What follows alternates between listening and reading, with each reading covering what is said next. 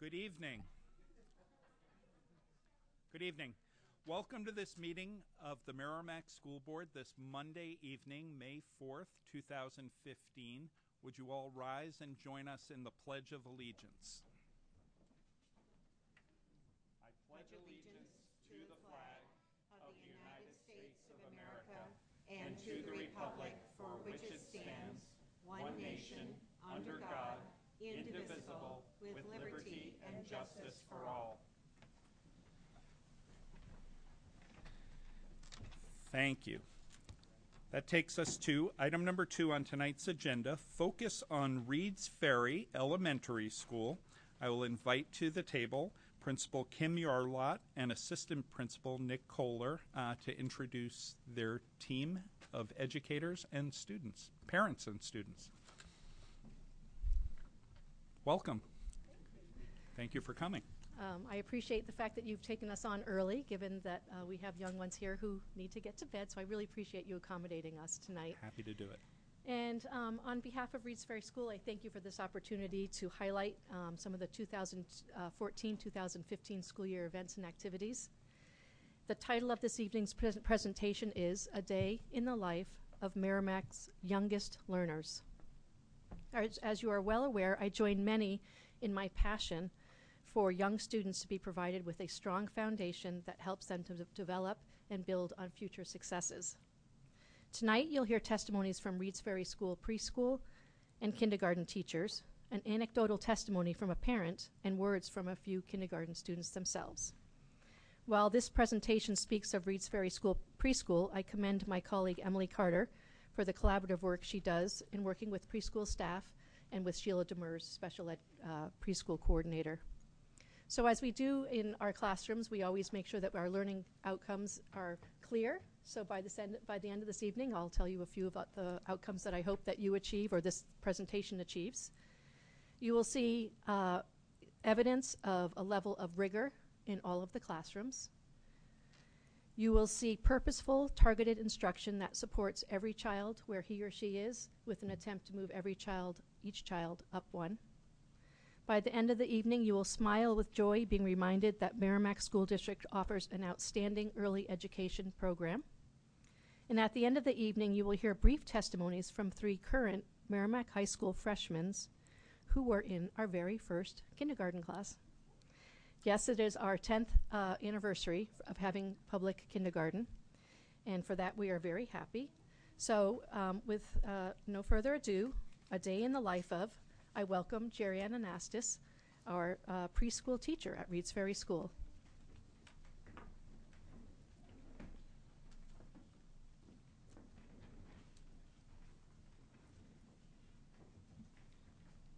Good evening. I'm Jerrianne Anastas. I am one of 5 preschool teachers in the Merrimack School District, and I am at Reed's Ferry School with my colleague, and there are 3 teachers at MES as well. I have with me tonight Mr. Scott Gorman.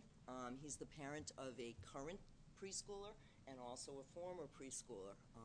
So we're very privileged to have him with us tonight. Hi there. Hi. As you can see on the screen, our preschool uses a curriculum known as the TS Gold curriculum, and it has 6 domains that are on the screen.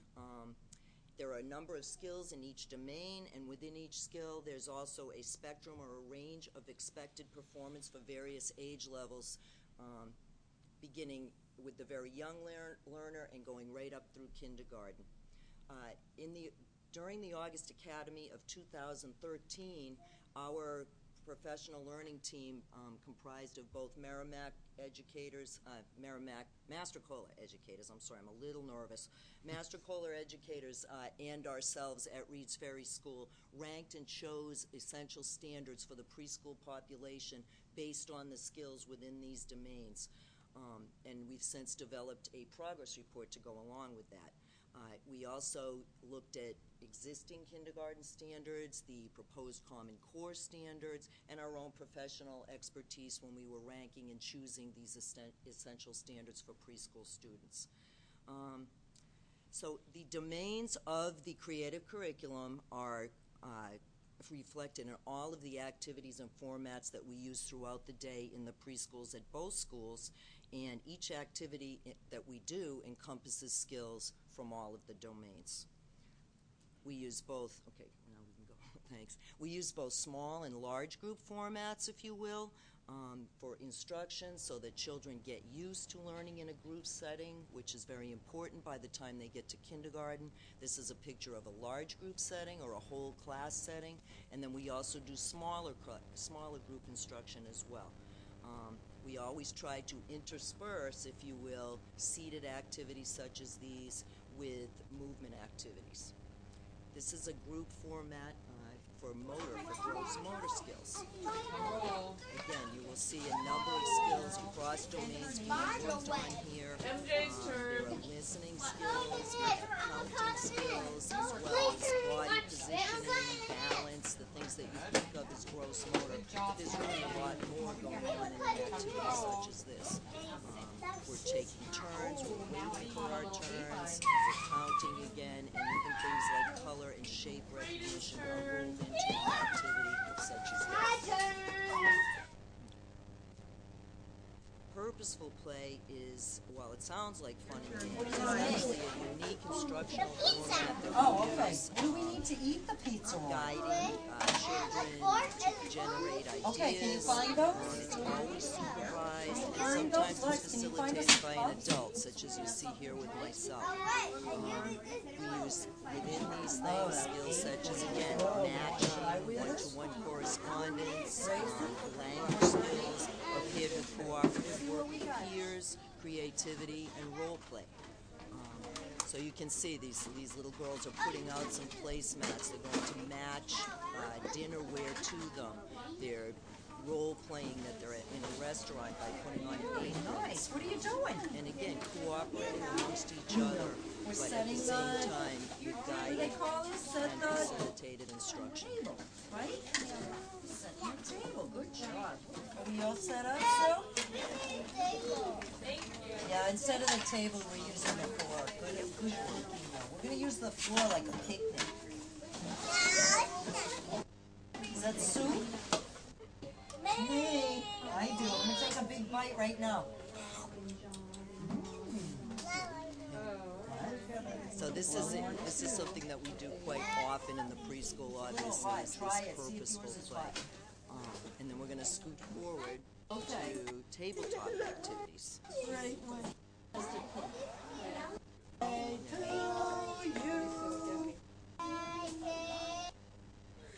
Within tabletop activities, we're working on fine motor primarily, but we also work on fine motor manipulative skills, number and letter writing. Again, a myriad of skills rolled into one activity. So children think they're having the most marvelous time, but it's really very directed and guided. So you will see here they're going to imitate Miss Melissa drawing numbers. And she's showing them how to do it, and they're enjoying it very much. So that's one activity we do within the tabletop. We're working on counting, all kinds of things, letter writing again, and just basic shapes even, making a circle we start with, and faces.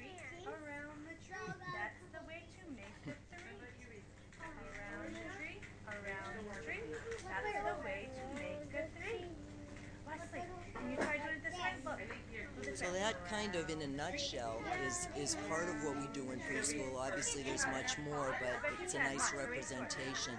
And I'd like to thank you all for the opportunity to speak tonight. And I would like to introduce Mr. Gorman. And if there are any questions for me, I'll be around following the presentation. And Mr. Gorman.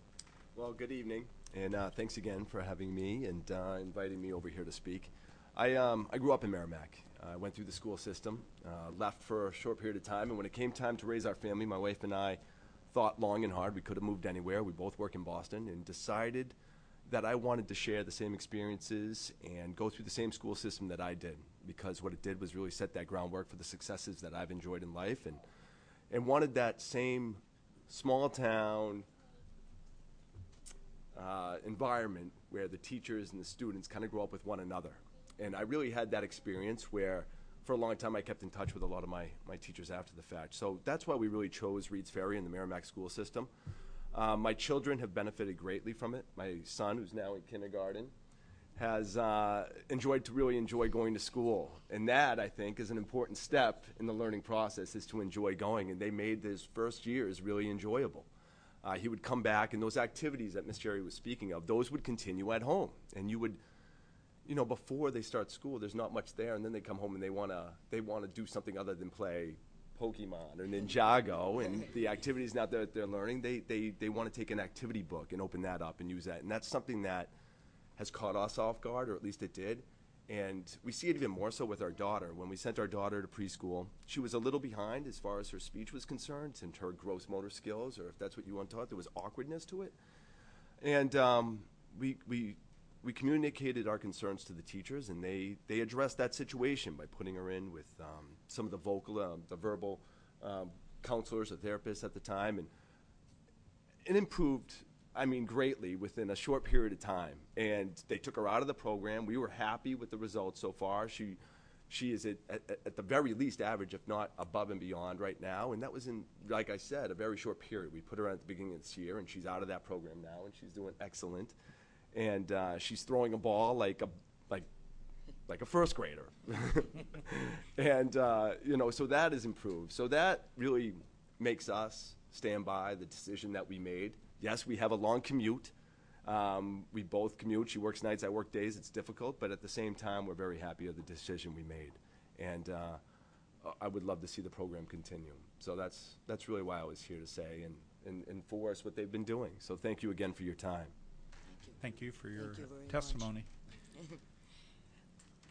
If there are any questions for Mr. Gorman at this time, or Okay.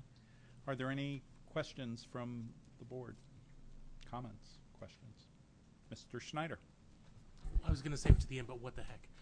So, as most folks know, we live in the Massacola district, except with our youngest son, he needed the preschool program. And Ms. Jerry remembers our son Ryan. yes. And if you want to feel really old, in a matter of about 6 weeks, he's graduating. But he made it through. He made it through, and the start absolutely. that you did. And I grew up in Merrimack as well, so I went through the schools as well as that. So I'm very happy to see the kind of activities, the structure that you involved and things like that. It goes a long way, especially the kids that need the different sort of attention at that level to prepare them for kindergarten and especially first grade and the other classes. So I'm just really pleased to see this. And Thank you. It's going to continue as long as I have anything to say about it. So. Thank you very much. I'd like to, if there are no other questions, I'd like to introduce Kathy Sabati. We've my got a I'm couple sorry. more. I'm sorry, okay. Vice Chair Barnes. Okay. Actually, Mr. Gorman, how'd you hear about the preschool program? My wife, when we moved back, or as we were moving back, I asked about Reed's Ferry, Massacola, what school system we would be in. We built a house, we chose the location that we wanted to build, and realized that Reed's Ferry was the only area that we had, at least close by, that had that program at the time. So we built close by, and we made sure to utilize that system. So my wife and her research capabilities. Good girl. Before we moved. Good man, too. She's the smart one in the family. So, and then another question for you is, when it comes to the materials, what do you use in the class when you're showing the motor skills? It looked like shaving cream. That was shaving cream. It was yes, shaving cream, yes, okay. Yeah. So you're using basically everything household that could be transitioned to home. Yes. And do yes. parents know what materials you use so they can kind of replicate that in the home as well? Yes, we send weekly newsletters or reports, or there's different names for them with each teacher, but we definitely send home themes and the books that we're using, all of those kinds of things, materials, projects, finger plays, songs. So all of that can be replicated at home. Fantastic. Yeah. Thank you. Those are my questions. Ms. Guagliumi. Thank you very much for sharing with us. It's great to hear, and I feel much the way you do. We chose to move to Merrimack for a lot of the same reasons. I'm not from Merrimack, but I wanted that kind of a town feel, and we came up. I have one at Reed's Ferry right now, and the other one through who some of you know. He came through it. So thank you very much for sharing. And then as for shaving cream, I my oldest 6th grader, he's doing his spelling words in the shaving cream, so it seems to transition as time goes on. So It's fun. we're going I through mean- a lot of shaving cream, and I have a feeling there's going to be more to come, in the next couple of Could years. be. Thank you. Am I correct, Miss Jerry, that you were recognized a couple of years ago? Is it Yes. okay if I embarrass you? Yes. Thank you. Miss Jerry was recognized a couple of years back as the Preschool Educator of the Year for the state of New Hampshire. And I Thank think you. this is the first chance you've had to appear before the board. So on behalf of the board, I would like to congratulate you on that honor. Thank you very much. Thank you. You made my day. So without further ado, I would like to introduce my colleague, Callie Sabati, kindergarten teacher at Reed's Ferry School. Thank you. Thank you.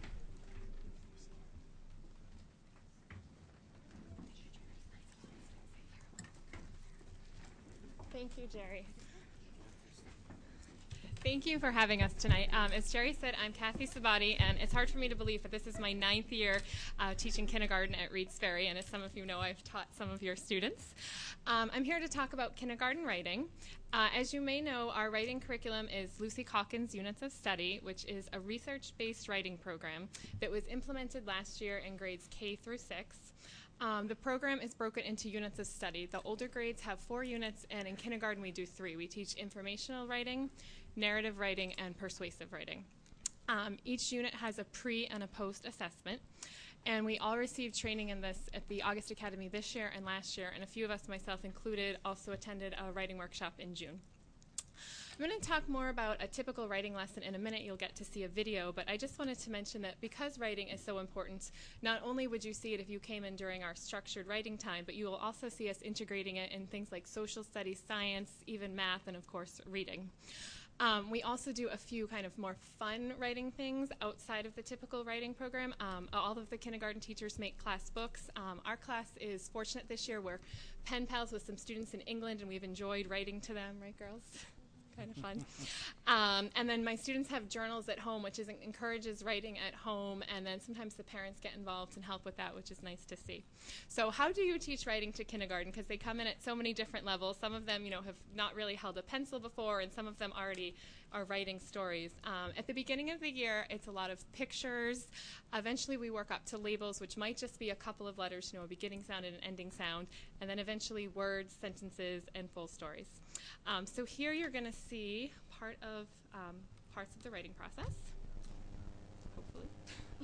At the beginning, you'll see me introducing a writing lesson. About what are some things we've And talked about that's we the can do mini to lesson make our part of writing and better? every single writing lesson we do starts with a mini lesson. And here students have writing partners. Here you see them turning and talking. And that's a way to check for understanding and make sure we're using student engagement. And then after the turn and talk, we'll reconvene and just go over what they talked about with their partner. Sometimes I'll list it on the chart. Sometimes we'll just talk about it. We want to make sure we have colorful pictures. So here we were doing a lesson on revising. And then when we're done with the mini lesson itself, we have the link part, which is where students will go back to their seat and they will actually start writing. And they've been trained in how to get their materials, what to do. We do lessons on that. So here you can see them getting ready to do their writing. That lady right there, Mrs. Anderson, she's one of our kindergarten instructional assistants, or we call them Kias, and she's a wonderful resource. She'll help me at writing so that way we can target, more than one student at a time. And what did you I'll guys take a play? group or she'll take a group. And then here you can see me having a writing conference with Stella. And the writing conferences are nice because it gives me a chance to individually meet with students. And it's also, you'll see my notebook there, taking notes on what the students are doing well as maybe something they're struggling on, so it helps me keep track and remember everything. And I can also use it to help me plan future writing instruction. Sometimes too I might see, these 4 students are forgetting to leave spaces between their words, so maybe I'll pull them to the side the next day and do a mini lesson on spacing. Or I might see, these 3 students are really strong writers. I need to take them aside and go above and beyond with them. Resources in here you can use. What was something interesting that happened at school? So here you can just see another writing conference. fireman. Oh, that's a good story, yeah. And how did you feel when that went off? When the fireman went off, it scared me. Yeah, so maybe you could show that in your picture. So, and then is the fun part, the share. Sometimes students share with their writing partner. Sometimes they share with the whole class. Some of you might remember at the end of the year we have writing celebrations where we invite the families in to share. And so Stella is going to share the chicken story.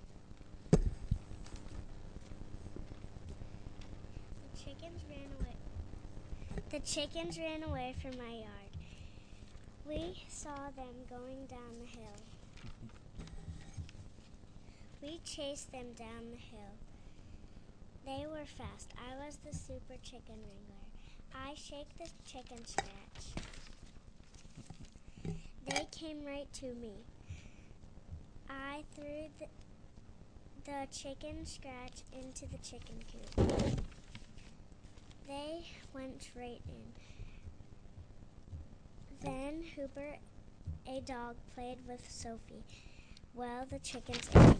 It was a fun day.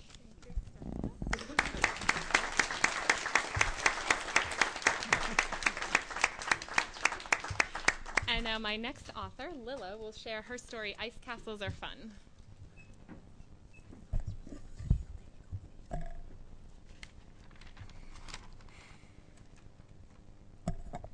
We went to the ice castles with, I went to the ice castles with my family. My uncle didn't come because he was being a party pooper. I went through the tunnels. They lit up. That was my favorite part. Ice castles are fun. After we went to McDonald's, it took a long time to get home. Thank you, Lila. Then we went home. Nice job. I was happy.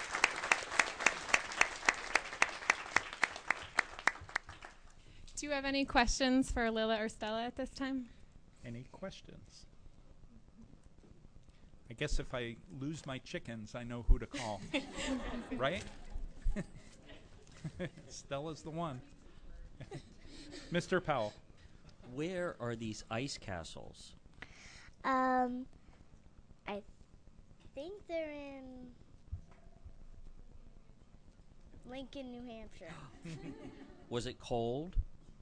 Yeah. Thank you very much. Any other questions? Great stories, ladies, and you read them extremely well. Thank you for sharing. Well, thank you again, and now I'd like to introduce my colleague Kate Donegan to talk to you about reading.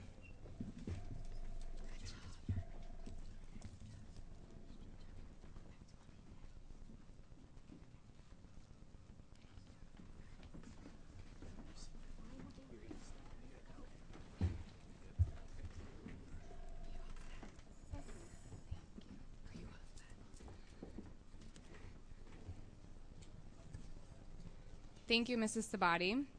Good evening. My name is Kathleen Donegan, and this is my 10th year with the Merrimack School District, first teaching first grade for the first 7, and the last 3 years have been at the kindergarten level. Tonight, I am here to highlight the literacy frameworks and the curriculum of which we teach kindergarten. These skills lay the foundation for all other reading skills and eventually to become that writer. In kindergarten, we begin the year with phonics and consonant letter sounds. They learn all their vowels, and we practice that each quarter, and we do formal assessments. We also work on word study, and I'm going to show you some slides and videos of small group instruction. During our small group instruction, each teacher guides their students through reading strategies and basic comprehension. Here. This might focus on word work, strategies to sound out words that are unknown, or to find word chunks that help them figure out the word. We might introduce a new book, reread an old book, and introduce new vocabulary. Sound it out for me, Colby. You got this word.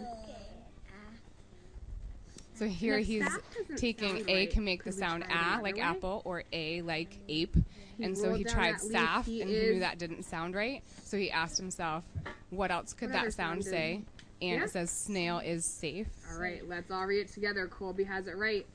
Little snail is safe. Beautiful reading. After this, we'd make connections and key details, and it might be a journal or a reading response after we've read the book. And they'll make connections, personal connections, maybe connect a character, look at their character strengths and attributes, and figure out problem solving. And all of these things were things that I really worked on in first grade, and we're now taking all of that rigor, and it's being taught and introduced at the kindergarten level. So to see them come in to know how to write their name in all capitals, to learn all their letter sounds, to master 40 sight words, they're really working hard in a 2.5 hour block to do reading and writing. The butterflies. And he took They're going to make self-connections, connect to the world.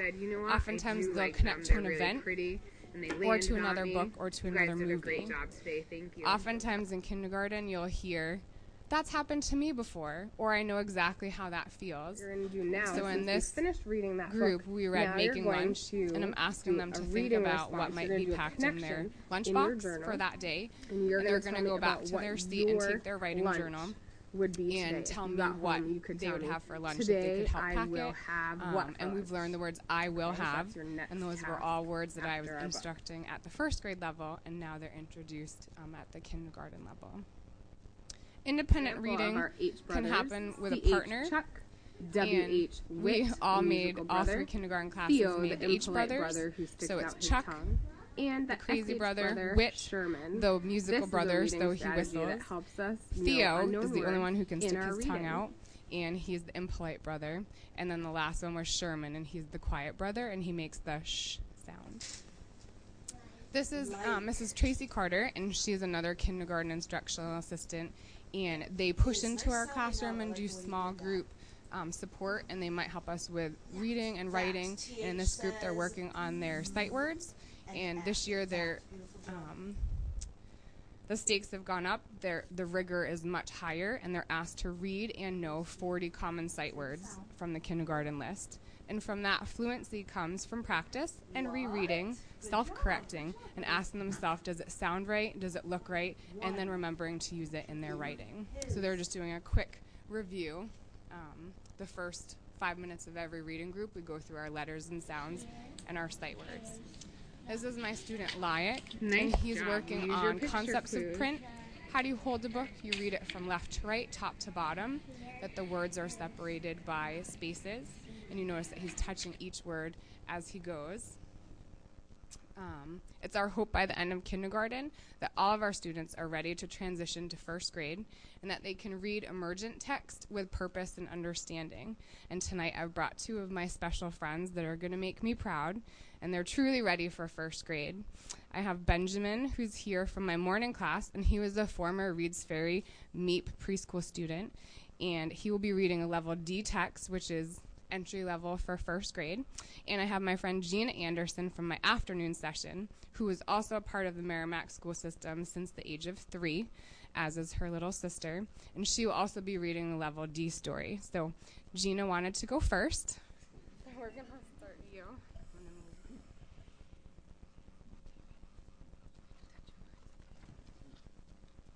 Here is a fat caterpillar.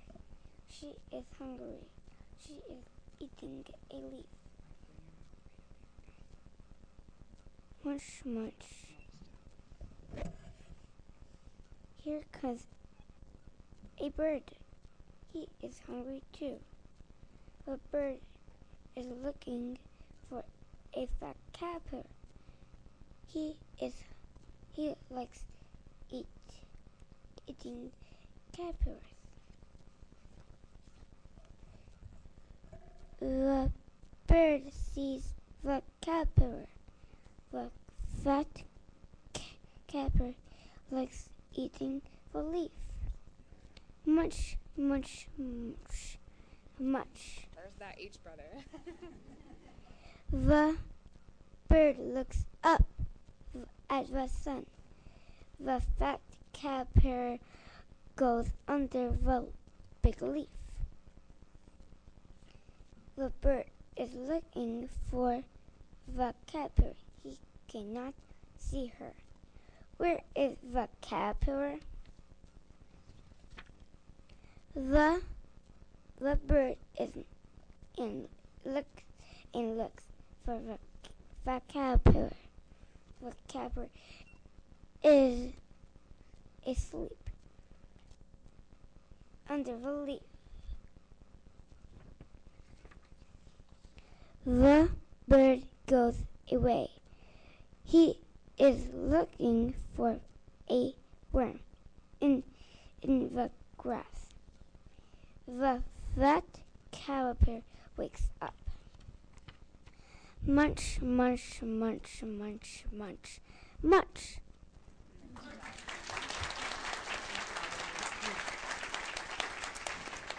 Very nice job, Gina. And that's just an example of touching the text, rereading it, taking it home in their student book bags, and she's read that with her family. She's read it to her little sister, to mom, to dad. Some of our families say that they Skype with grandparents that live a further distance, and they get to see, I'm a reader, and they share that video with their extended family. And this is Benjamin Fong, and he's going to read a story that's easy, and this is also a level D. It's a little bit longer, and he's going to talk nice and slow. Let's go into this store, said Father Mouse. I need some things. Can I help? Asked Little Mouse. Yes, you can push the cart. Okay, said Little Mouse. I can push the cart. That's easy. Father Mouse went to look at the trash can, but not Little Mouse. He went to look at the candy. I like this trash can, said Father Mouse. He went to put it into the cart, but not the cart was there. Little Mouse, where are you? He called. Here I am, said Little Mouse. I'm coming. Okay, said Little Mouse. I can stay close to you. That's easy. Now I need to find some pants, said Father Mouse. Here they are. Come on, Little Mouse. Pushed the cart close to Father Mouse, very close. Father Mouse stopped at the pants. Bump! Ow, said Father Mouse. That was too close. Now I will push the cart, he said. And you go get a bar of soap. Okay, said Little Mouse. I can get a bar of soap. That's easy. Little Mouse went to find a bar of soap. He went to... Here it is, he shouted. I got it. That was so easy.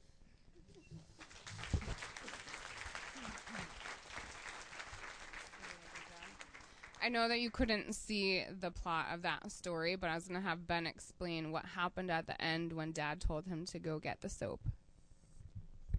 Daddy picked from the bottom, and then they all fell down. I just wanted to thank you for your time and letting us celebrate the future of Merrimack.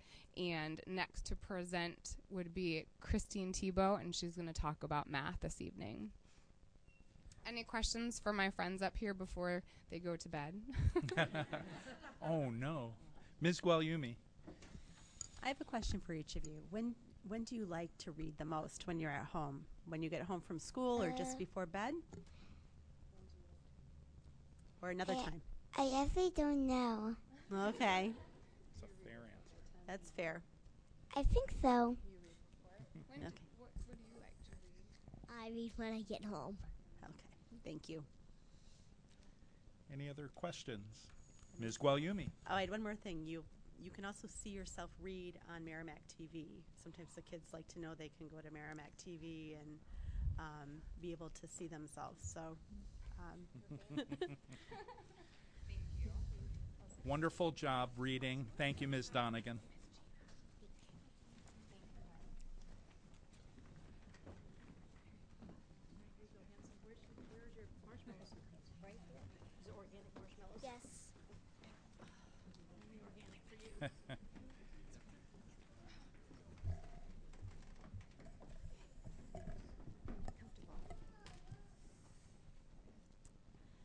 Good evening. My name is Christine Tebow, and this is my 4th year at Reed's Ferry School. And I'm here to talk to you a little bit about our math curriculum. Last summer at the August Academy, we were able to begin formatting some new frameworks for our math curriculum. And so basically what we've done is we created a framework where we start off with a mini lesson explaining a new concept. And during this time, we can use visuals, we can use whole group instruction. Sometimes we like to do a lot of interactive with the children.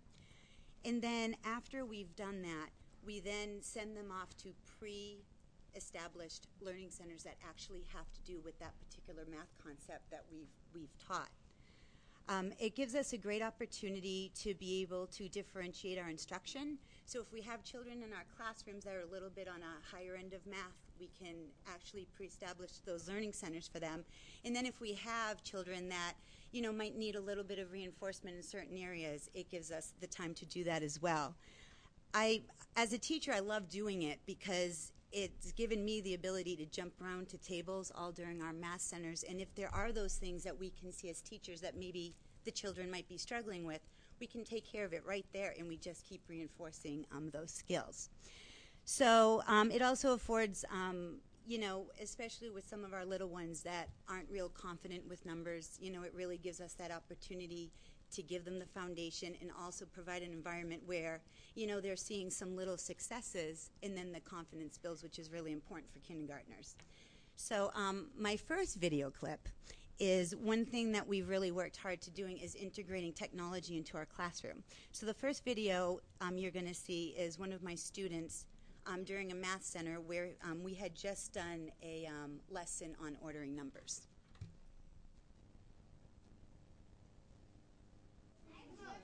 Which one's the biggest number? 9. Yep, go ahead. What would come after before 9? 7. That's it. Good job. Keep going.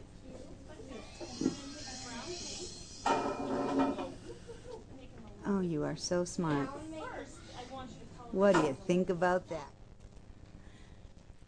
So basically what we do is we can set up our iPads and we can kind of get the programs ready for the children. So after the concept, they come in and we can do all different types of technology on our iPads, which is really cool. So the next clip is one of a group of students at a learning center learning about tally marks, where we practice one-to-one correspondence, practicing you know, drawing tally marks and what that represents. So I'm just going to let it go because some of the expressions on the children are quite cute, so I don't want you to miss them. The number is 5, 6, 7, 8, 11, 10. Nice work. 10 tally marks. 10 tally marks. Good job. And so the last video clip I'd like to show you is another station. It was the patterning station. And this particular student, they had to continue patterns from patterns that was already given to them. But then this little guy decided that he wanted to try it on his own. Show me how you would make your own pattern. You don't even need a carrot, I bet. Okay, show me.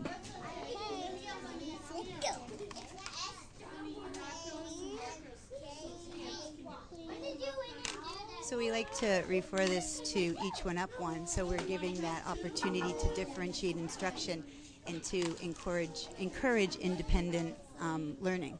Okay, now I have to check it. Let me see.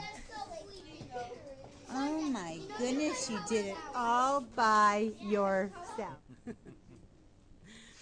Okay, so at this point, I'd like to introduce you to my two friends up here. This is Gavin Graves to my right and Riley Gaudette to my left. And Gavin is going to go first. He is a student of mine in my afternoon kindergarten. And one thing that we started implementing in kindergarten are math journals. So I'm going to let Gavin explain to you exactly what the math journal is, and you're going to see it on the screen. So come on over so you want to stand up? You can stand up. You okay? Okay. So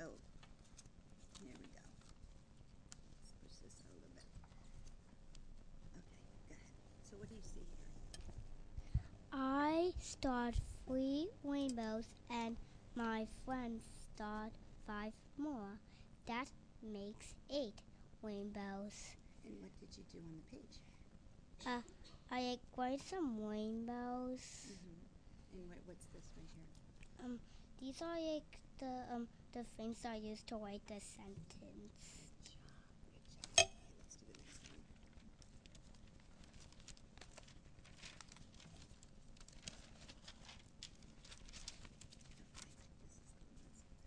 There were 7 eggs, 2 eggs hatched. Now there are 5.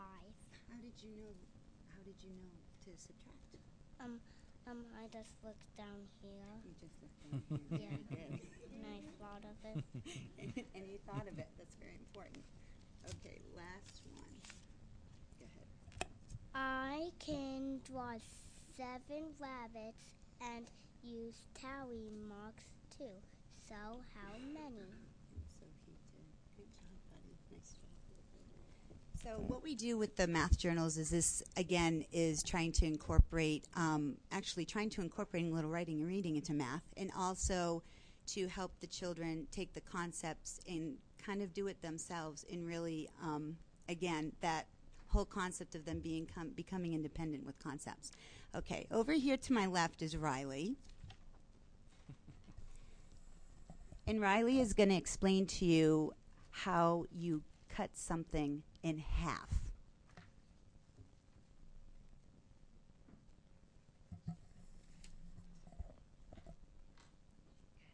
Hi. Hi, Riley.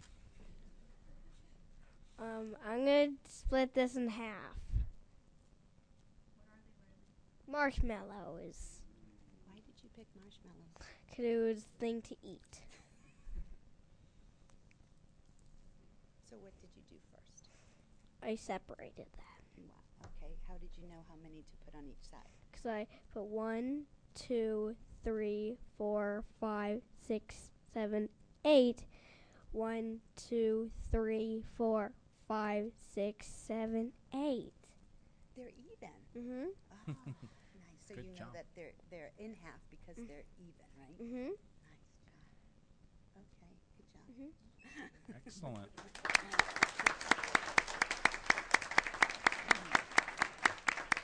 Any questions for Riley or Gavin? Any questions? Mr. Powell. Riley, what happens if you eat one of the marshmallows? You have the equal amount.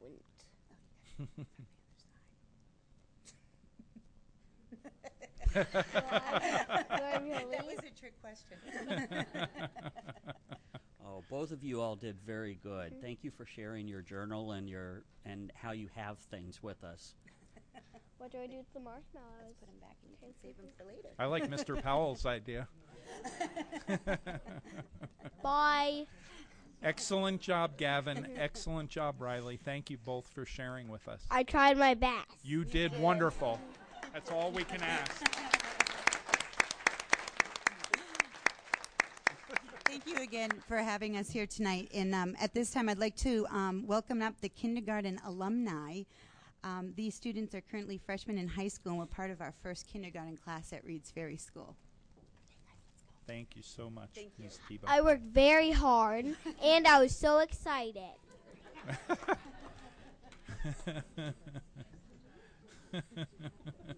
Yeah, it's my pleasure to introduce 3 students that were part of our first kindergarten class at Reed's Ferry School. And tonight we have with us Aaron Finken, all the way to the left. In the middle, Marshall Roy. And then lastly, Callie Baird. And they're going to just be sharing some of their memories and reminiscence about their kindergarten time and maybe how it's shown up as they've moved through the Merrimack school system. Aaron, why don't you go ahead and start?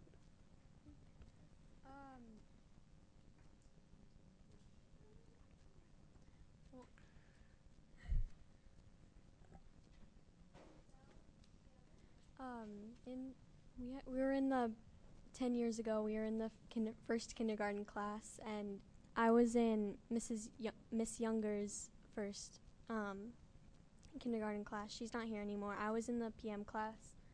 She was in the PM class. Callie.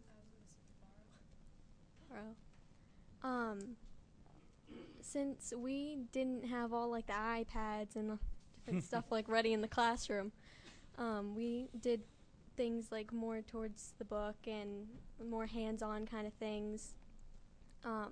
One of the things that I distinctly remember from kindergarten is how we were learning the alphabet.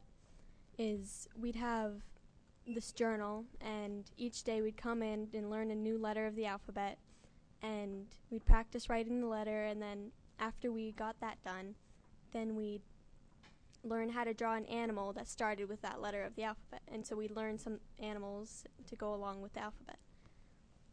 And other things we did is we learned how to like count to 100, separate tens by like using straws and putting them together. Did different art crafts that I still have some of them, like a coaster that we made. And I think my experience in kindergarten was pretty good. I mean, 10 years ago from when you're like this tall is kind of hard to think about now, but it was nice going back and seeing after all this time how things have kind of changed from when you were in kindergarten, like the other kids. So. Thank you, Aaron. Hi, I'm Marshall. I was also in Mrs. Younger's class. I was in the AM class.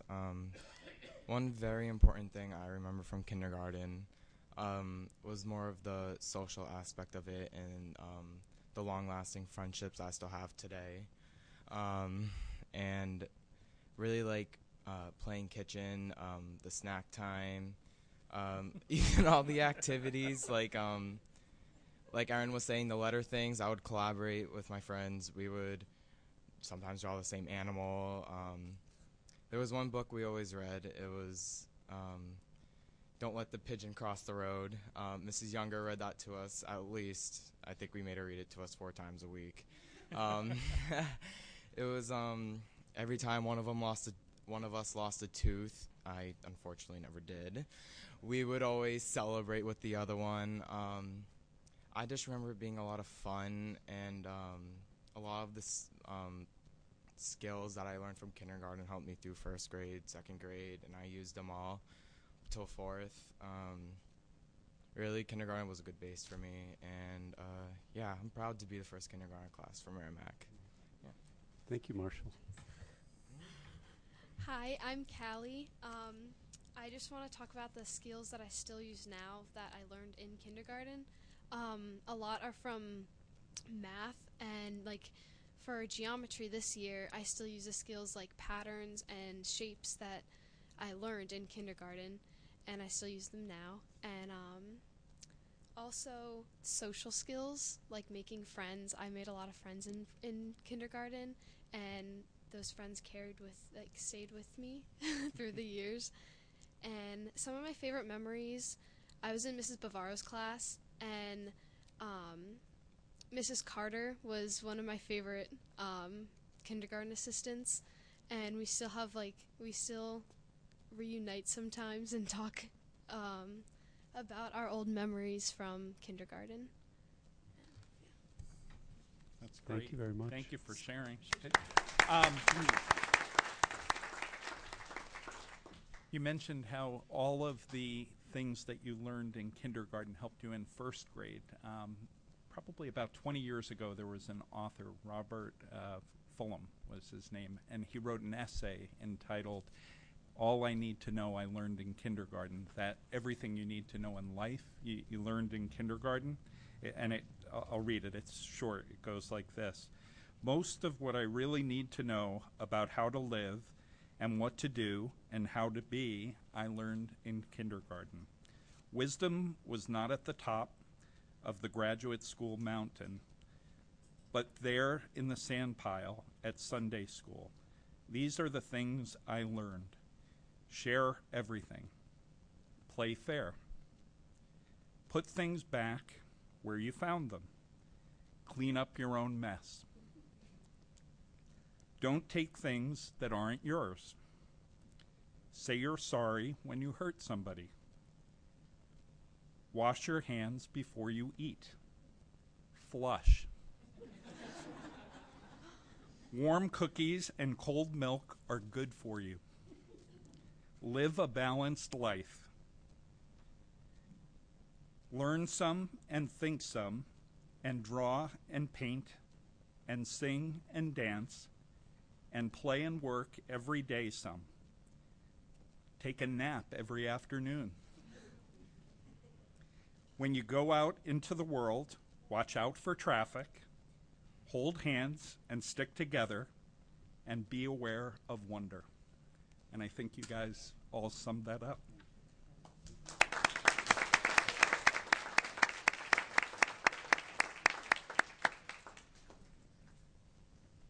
Well, once again, on behalf of everyone, I want to thank you again and putting us in front of the agenda and having such compassion and eagerness to hear from our students as well as our teachers who are quite enthusiastic. And I want to thank Sheila Demers for being here tonight, and Melissa Terry was not able to be here, our other preschool teacher. And just go over our learning goals, like we always do at the end of every lesson. You would see evidence of rigor. You will see purposeful and targeted instruction, and that you will end the evening with a smile and with joy, being reminded that Merrimack School District has one of the finest education programs, early education programs. So we hope that we met those goals. If anyone has any questions for anyone that presented, this would be the time to ask. Any questions from the board or comments? I want to thank everyone who took time out tonight to present to us. It's very clear to those of us who are involved, but I think you shared for the general public the fact that there is a tremendous amount of rigor in preschool and kindergarten that perhaps people didn't recognize. It's extremely clear. From the board's perspective, we deferred this past year, or next year for next year's budget, actually putting preschool into Thornton's Ferry Elementary School, which would be the last of the 3 elementary schools to have a preschool program. But that's at the top of our agenda for next year. And additionally, kindergarten is important as well, and there's been some talk about looking at full day and how we roll that out as well. So very pertinent, very timely, and I thank you all for sharing. And to the kids, fantastic job. You guys were wonderful. Thank you so much for coming.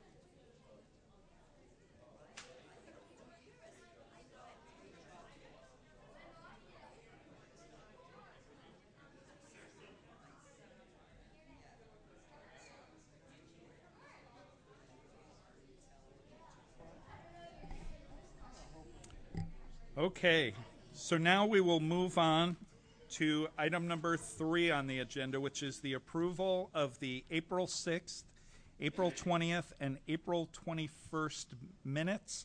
We'll take up the April 6th minutes first. Do I have a motion? Mr. Powell, seconded by Mr. Schneider. Are there any amendments to the April 6th minutes? Vice Chair Barnes. On page 6, line 295, thanks, Mark. I forgot, I took the wrong packet.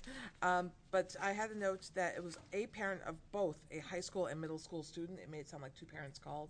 It was one parent that has students in both buildings. And that was my only edit. Okay. Thank you.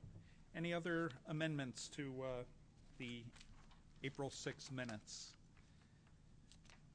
I have some. Page 2, line 77. we're talking about the 7th grade students who came, and it says the following team leaders spoke. I think it was the students who spoke. So if we can just replace team leaders with students. Page 4, line 158, and actually, Vice Chair Barnes, you can help clarify this for me if you don't have it in front of you. We were talking about the former hours for the skate park, and the second sentence says it is open Monday, Thursday, and Friday from 3 to 8 p.m. and open dawn to dusk on Saturday, but I think that should read was previously. Yeah. Yep, because it's open dawn to dusk every day now. Got it. And then line 188, I think there's just an extra word in here, where individuals could hide if out of sight from police patrol. I think it's just out of sight from police patrol. That if seems extraneous to me in the minutes. That's okay.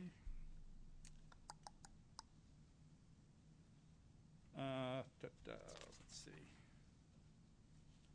And that's the one you got. And those were all my changes for the April 6th minutes. Do we want to put these minutes to a vote? All those in favor of approving? Oh, okay. Sorry. The on page 4, line 155, it says Board Member Guagliumi asked to remind you of the current skate park hours. If you could just put the period there and scratch the rest of that sentence. Okay. And that's all. Thank you. Okay. So with that amendment, we'll put them to a vote. All those in favor of accepting the April 6, 2015 minutes as amended signify by saying aye. Aye. Aye. Opposed? None. The motion carries 5-0-0. With that, we'll take up the April 20th, 2015 minutes. Motion made by Vice Chair Barnes, seconded by Ms. Guagliumi. Amendments. Vice Chair Barnes. On page 2, line 96, it says by a vote of 501. It's actually a vote of 401 because we didn't add anyone on.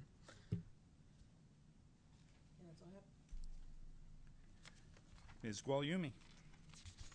On page 1, line number 37, I would just like to rephrase it just a little bit. I had Board Member Guagliumi stated that Mrs. Barnes has been a strong representative for the school board and a strong representative for other stakeholders such as the kids, parents, and community, and taxpayers. Excellent. Thank you.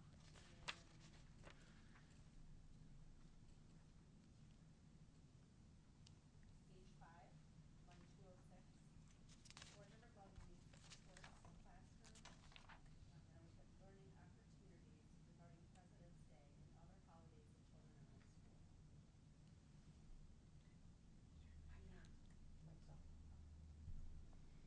school. Okay. And then line 208, basically, oh, I'm sorry, 209, where it says important and appreciated, semicolon.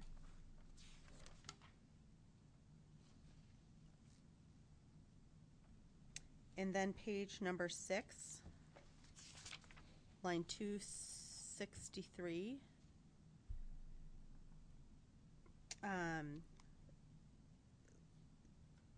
263, where it says to sign, and then I would say, and send requesting relief of the town's obligations for the tennis area on O'Gara Drive. Additional details will follow at upcoming town council meetings. Rather than obsolete, really wasn't the situation as it relates to those tennis courts. And that's all I have. Thank you. Great. Any other amendments to the April 20th minutes? Seeing none, we'll put the amended minutes to a vote. All those in favor of accepting as amended signify by saying aye. Aye. Opposed? None. The minutes carry 5-0-0. And then lastly, we'll take up the April 21st, 2015 minutes. Is there a motion? Please. Vice Chair Barnes. Seconded by Mr. Powell. Any amendments? Mr. Schneider. I'd just like it in here to say that I was excused from the meeting. I'm just not listed at all, and even though I wasn't there, it'd be good to say I was excused. Okay. Any other amendments? Seeing none, we'll put the motion to a vote. All those in favor signify by saying aye. Opposed? Abstentions. So the motion carries 4-0-1 with Board Member Schneider abstaining. Thank you, everyone. And that takes us now to item number 4 on tonight's agenda, public participation. This is an opportunity for the public to address the board. All we ask is that you come to the microphone, state your name and address for the record. Is there anyone looking to address the board under public participation? Seeing none, I'll close public participation, and that takes us to the consent agenda. Dr. Mark McLaughlin. Thank you. On consent tonight, we have the following teacher and nurse resignations and retirements. Sandy Ehrman, nurse at Merrimack High School, and Nancy Flynn, nurse at Merrimack Middle School. In addition, Diana Plantier, English teacher at Merrimack High School. Thank you. Is there a motion? Vice Chair Barnes. I move that we accept the consent agenda as presented. Seconded by Mr. Schneider. All those in favor signify by saying aye. Aye. Opposed, none. The motion carries 5-0-0. That takes us now to item number 6 on the agenda, formal signing of the master agreement between the Merrimack Educational Support Staff Association and the Merrimack School Board. From the Merrimack Educational Support Staff Association, otherwise known as MESA, I would invite to the table Ms. Carol Scopa, Ms. Kim Gontars, and the superintendent and I will sign the agreement. But before I do so, I would like to thank, on behalf of the town and the taxpayers, our negotiators, Shannon Barnes with Andy Schneider, and MESA for negotiating in good faith for an agreement that I think benefits the district and the town over the next 3 years. So thank you. You might have to hit it. My name is Carol Scoper. I am the president of the Merrimack Educational Support Staff Association. I'm also a para at Thornton's Ferry School. And on behalf of MESA, we would like to thank you all for working with us in creating this contract. A special thanks to Shannon Barnes, Andy Schneider, Matt Chevenel, and Linda Hastings with all the work that we put in on that. I'd also like to big thank you to the voters of Merrimack of our town who came out to support us with their votes. And we feel that we all work together to make Merrimack the great place it is. So thank you.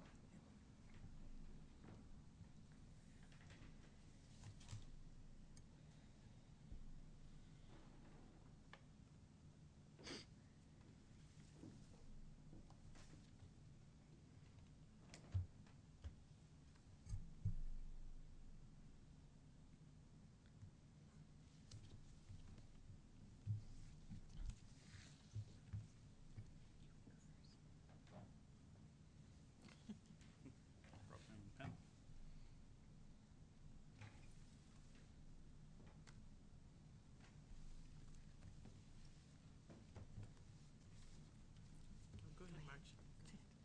We don't have to fight over this. Especially when to keep it, to get it signed tomorrow, so I'll keep it.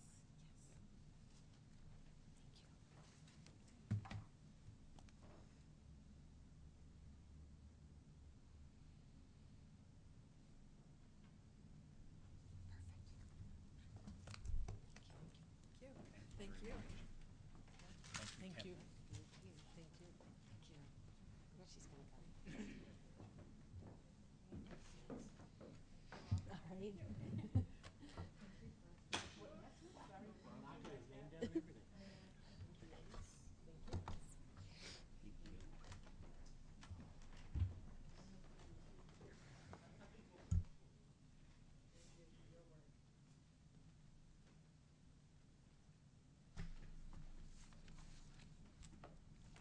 And so that now takes us to item number 7, 2015-2016 School Board Committee assignments.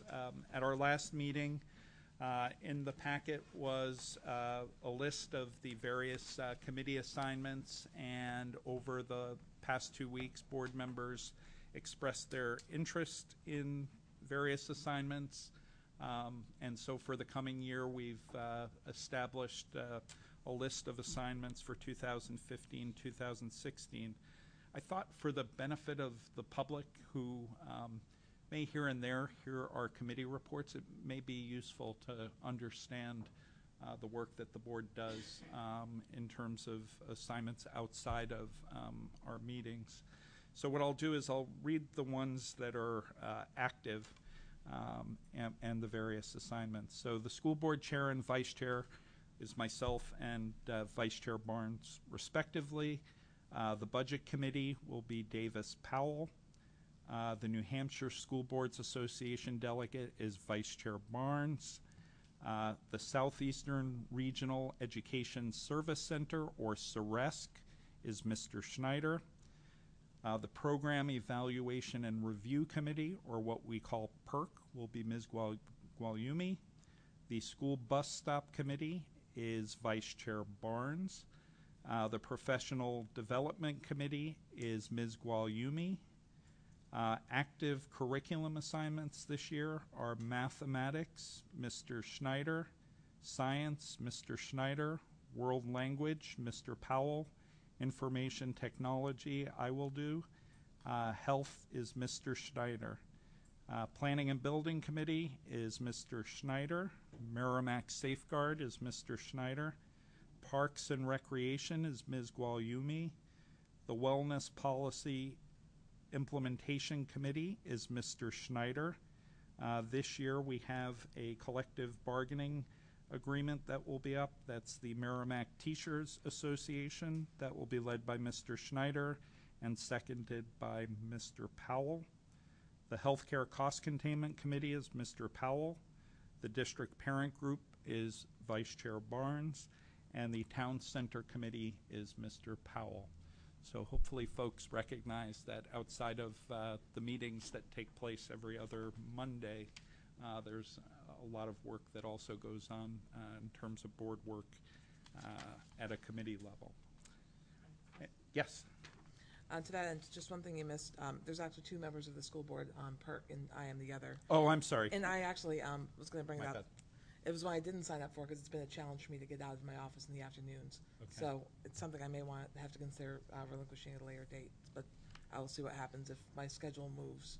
But it's been traditionally Tuesdays, and we just moved a major meeting of ours to Tuesdays. Okay. So it looks like it's going to stay there. It used to be Thursdays.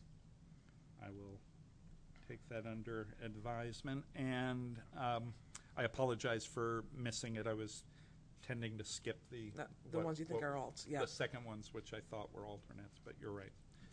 So thank you. And that being said, I know last year we talked about assignments and those with meat and those without meat. And so I took the time over the weekend, with my foot elevated, to basically look at the assignments that we have for curriculum. And remember last year I said we're not doing anything because we don't go to the meetings because they're during school and they're all day. So I think that what came back from the board was we'll take a year, we'll look at it. If we aren't really, if we're not doing a lot as board members with it, then we should really review that. So I spent the weekend with my laptop and went over it, and from May 19th of 2014 to now, there's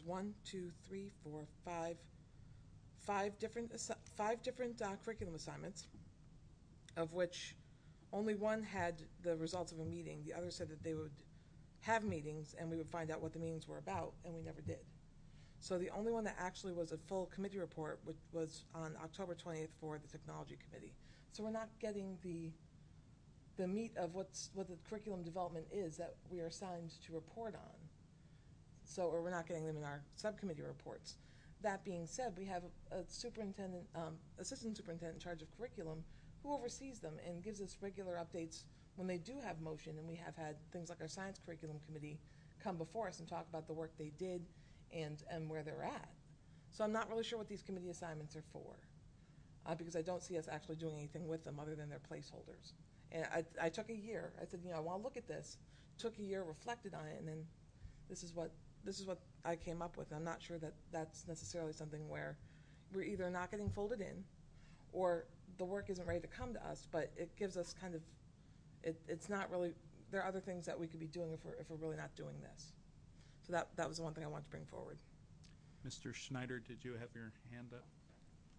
So I'll agree partially with what you said, because it doesn't come to formal reports and report outs and things like that. But I do, especially when it comes to the science and the math, receive emails periodically from the committee that just shares that they've met. Mark does a great job of summarizing the status, but as a member, I just get notification that these are occurring. And I don't report them because there's nothing really to report, but I think it's good to at least, I don't consider these active assignments necessarily. My name is next to 3 of them, so I'm not expecting to go to a bunch of meetings, but on the other hand, it's good to at least be on their email list to understand what's going on as a member of the board that's on it.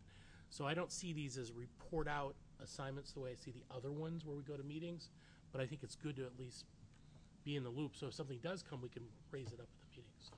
Ms. Guglielmi. Might I suggest a standing item under other that's maybe more broadly administration updates, including curriculum, that therefore it's top of mind when we go through the agenda? Sure. And to that end, what Andy was saying was he's getting the emails about the meeting, but we're not finding, the board doesn't get the emails. Andy does, and the rest of the board didn't know if there was anything really to report. And if they are meeting, only, because there's no subcommittee report letting us know what's going on. So for that reason, maybe there's a better way of doing it. Right, and so, I can speak to the one that I'm on, which is information technology, and when I've had updates, I've shared those. I don't know if that's the one you were referring to in terms of the one in which there was actually content, and in fact, Nancy Rose has come and shared what's going on within that curriculum area as well.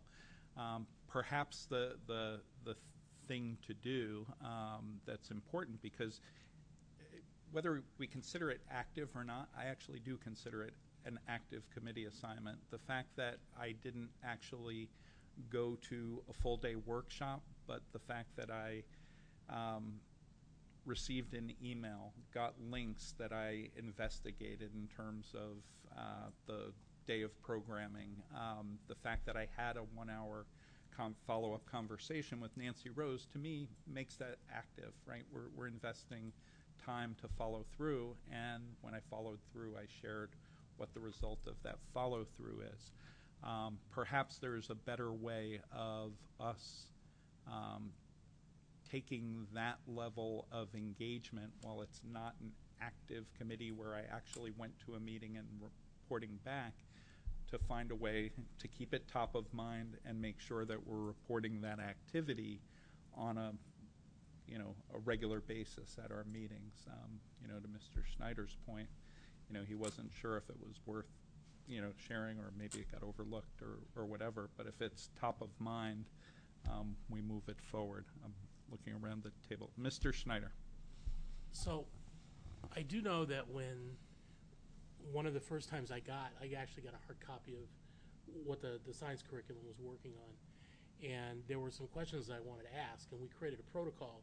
I think we talked about it at the table, although I'm not sure, where if I wanted to ask a question, I would go through Mark to be sort of the liaison into it. So I think what we probably ought to do is figure out a formal way that, when I get an email, is it appropriate to send the latest curriculum and the SharePoint information to the rest of the board? Is that appropriate?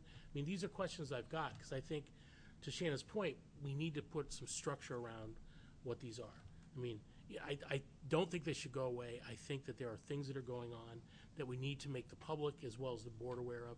Sometimes they come out as a presentation here, like what the science has been doing. Other times they don't, but things are going on. So what I would suggest is that we, at a future meeting or offsite, I don't know what is appropriate, to talk about the way that we as a board will work with these assignments and how we get report outs, with Mark, and how we feed information back. So I think that's important. You talk about the IT. IT is different than all the rest because IT is like a spend structure, and yes, there's academia with it. All the rest of them are straight curriculum ones, and it's those where, you know, we sort of want to know what's going on and sort of an update as to what's occurring, and then we get report outs periodically, but there's not a lot of spend necessarily involved. It doesn't have a department head that's at Nancy's level. No, so maybe, and again, maybe understanding what the information technology curriculum is important. When I was meeting with Nancy, it wasn't about budget. Nancy is meeting with educators and talking about how to incorporate IT and programming in particular into the curriculum for each of the grade levels. And so that day of programming demonstration, it was the meeting I think that I had missed.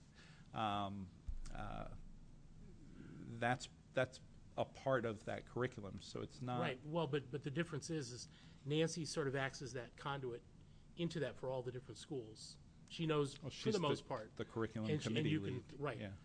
There's no equivalent for all the other ones except for Mark. Okay. So that I think the structure around what we want to share, how we disseminate information when it's not presented, we just need to formalize it. That's all. Superintendent.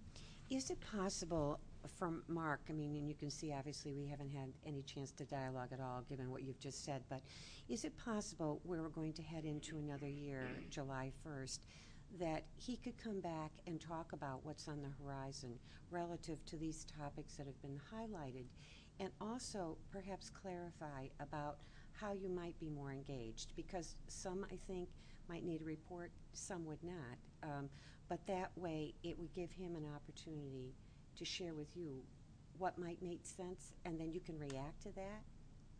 It might be an efficient way to take a look at it, because what we were doing when we put this together and put the dots by things is to say that there's going to be something going on to which we think your attention might be important, even to ask your opinion about something. So I think the way we go about doing that might be different depending on the content area. So would that be appropriate to do, like say if we use July and August in preparation for the fall, because nothing will be really activated until the fall? Yes? I like the idea. What are thoughts? Ms. Guagliumi. I'm wondering, kind of similar to that, if it might be a year review, like what was developed over the last year and then where it's going. So where we came from, where we're going, I think would be very helpful for me. Vice Chair Barnes. And I think what I need to understand better, because it just has never in my time here really seemed that blatant or obvious, is what do you want the board's role to be in this? Because if it's about updating on curriculum developments, I'd rather hear it from the assistant superintendent of curriculum, who basically is going to be, you know, guiding the ship, and basically bring it to the level where any policy or implementation that goes around it, budgeting required for it, where we can play a role in that, kind of gets defined better. So for me, it sounds like something that would probably more fluidly come from a Mark than come from one of us, who is by definition, you know, traditionally not an educator. So that's why I've been looking at this for the last couple of years, because I don't know what we could bring to the table, where you can bring to the table, and then where it frameworks for us is really what do you need from us to make this happen? And that is usually a board vote or a budgetary consideration or those kind of things. I just don't see where we will impact the curriculum directly being delivered, other than the support materials to make it so. So that's where I'd like a better understanding. Is that helpful? Mm-hmm. Okay, great. Mr. Powell. I would like to ask the superintendent if she sees any reason to keep the EPIC Educator Performance Evaluation Committee either on a standby or an active mode. I know that everything has been gone through, but I didn't know if you foresaw any possibility down the road that we may have to meet again to address any issues. I conferred with Mark and took it off the sheet because I really felt as though the group of 13 was really about the development of the model. And now I think it's been, and then we went through a pilot phase, and there were edits to be made, and the group did that. And now I think we're into the implementation phase, so I think it will be important for us to share with you about how we proceed, because the evaluators are going to be going through training segments, and we're going to be rolling it out. And obviously with a new model, it's going to take probably a couple or 3 years before we have it just rolling right along. And we all know that, but I think now you very aptly passed it over to us, and now it is time for us to implement it, and that's our intention for the fall. And then I think it would be great if we just kept you informed again about how it's progressing, you know, because it will begin to take on a life next year. So I didn't put it down because I really felt once we got through the pilot and the editing, that then it's now about implementation and really playing it out and giving the rightful people the training they need, as well as informing the teachers.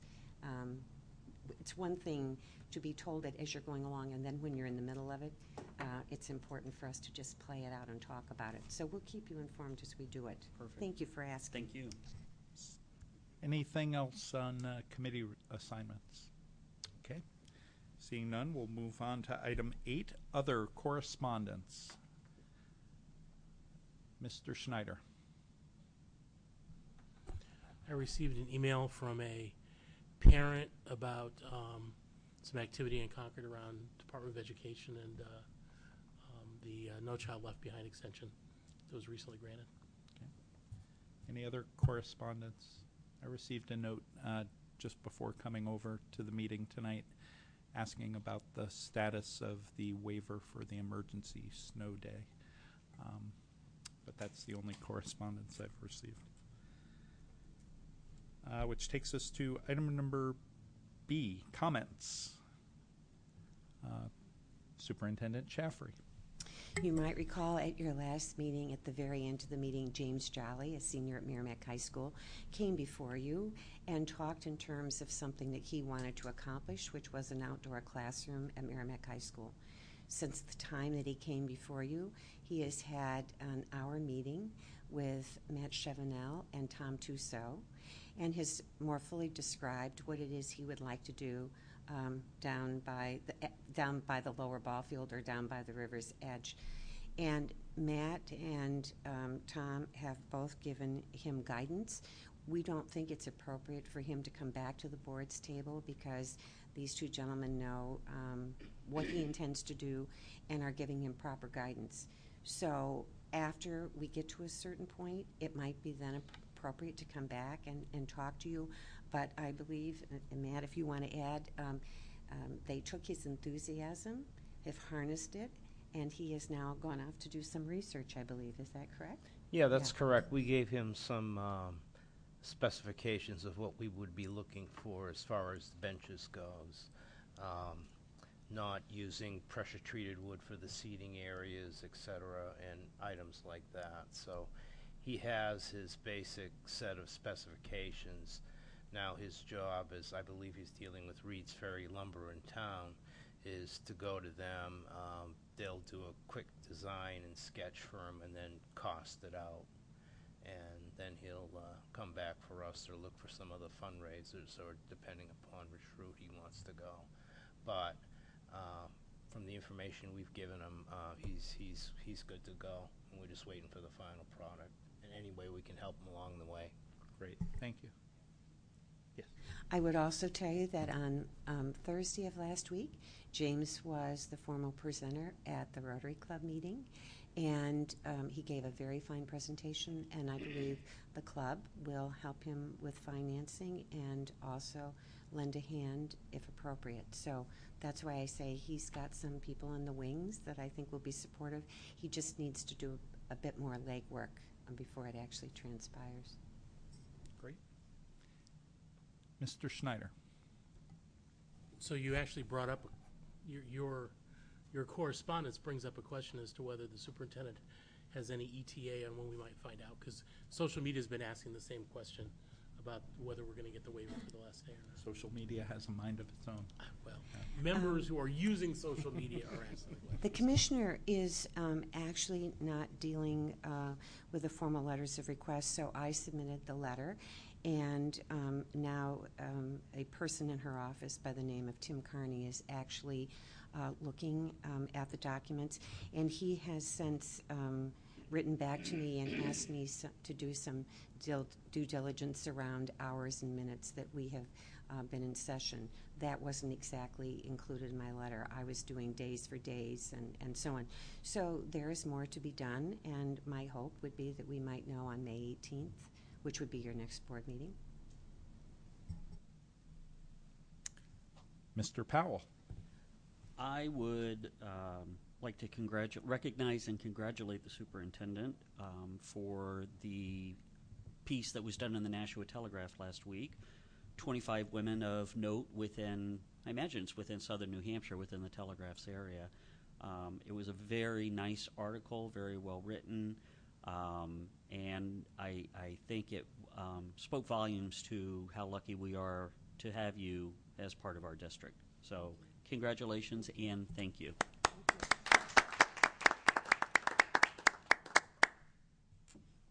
Thank you for that. Any other comments? Who wants to follow that? Number 9, new business. Is there any new business to come before the board? Seeing none, move to number 10, committee reports. Vice Chair Barnes. On April 28th, as the member of the Board of Directors of the New Hampshire School Boards Association, I was asked to participate in the training for new board members in Concord. It was started at 5:30, ended at 8:30, really closer to 9, once the post Q&A was done. There were over 80 plus attendees, and I served on the panel, which was the last of the night, of course, because that's how it worked, which was 7 Habits of Highly Effective Board Members. And what we did is we modeled the conversation around an article that was written that is given to all new board members in their first packet from the New Hampshire School Boards Association, and kind of how it really applies in real life here.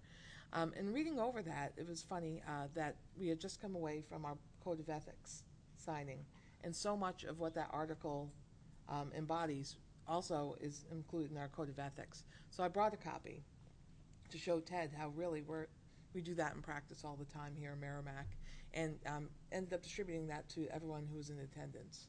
So our service to that organization is growing and expanding, but it's also, I think, putting Merrimack on the map as a real resource for quality management of a school district. So hopefully a little kudos to this district for what we bring to the table. So thank you for doing that. Any other committee reports? Seeing none, we'll move to item 11, public comments on agenda items. Seeing none, I'll close public comments. We'll take a moment to sign the manifest, and I will entertain a motion to adjourn made promptly by Mr. Powell, actually prematurely, and seconded by Ms. Gualyumi. All those in favor signify by saying aye. Opposed, none. The motion carries 5-0-0. Thank you, everyone. Good night.